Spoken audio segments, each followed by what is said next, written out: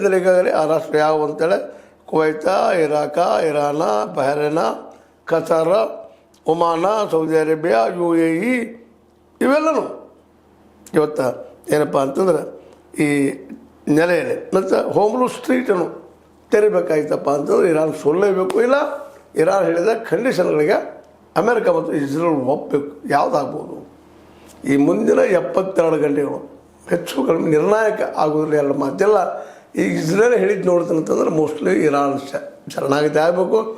ಆಗಲಿಲ್ಲ ಅಂತಂದ್ರೆ ಇನ್ನೂ ಅದರಲ್ಲಿ ಇನ್ನೂ ನಿಗುಳುಗಳಿದ್ದಾವೆ ಅನ್ನೋದು ಇದರ ಸ್ಪಷ್ಟ ಆಗುವಂಥ ವಿಷಯ.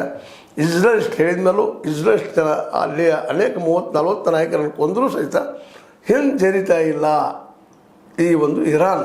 ಇದಕ್ಕೆ ಏನಂತೀರಿ ನೀವು? ಈಗ ಹೇಳೋ ಪ್ರಕಾರ ಇರಾನ್ ಗೆದ್ದದಂತ ಭಾಳ ಜನ ಮಾತಾಡ್ತಾ ಇದ್ದಾರೆ.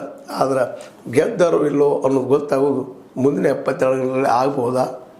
ಯಾರಿಗೂ ಗೊತ್ತು. ಇರಾನ್, ರಷ್ಯಾ, ಅದೇ ಕಾಲಕ್ಕೆ ಅಮೆರಿಕ ಮತ್ತು ಇಸ್ರೇಲ್ ಅಂತೆ ಈಗ ಅನಿವಾರ್ಯ ಆಗಿದೆ, ಯುದ್ಧ ಮಾಡಲೇಬೇಕು. ಹಿಂಸರಿದ್ರೆ ಸೋಲು ಗ್ಯಾರಂಟಿ ಅಂತ ಹೇಳ್ತಾ ಇದು ಇತ್ತೀಚಿನ ಡೆವಲಪ್ಮೆಂಟ್. ನಿಮಗಿದು ಲೈಕ್ ಆಗಿರ್ಬೋದು. ಲೈಕ್ ಮಾಡಿ, ಶೇರ್ ಮಾಡಿ, ಕಾಮೆಂಟ್ ಮಾಡಿ, ಜೊತೆ ಸಬ್ಸ್ಕ್ರೈಬ್ ಮಾಡಿ. 16 ನ್ಯೂಸ್ ಅಂತ ತಿಳಿಸಿ ತರಮಿದು ಸತ್ಯದ ಕೈಗಳಲ್ಲಿ ವಂದನೆಗಳು.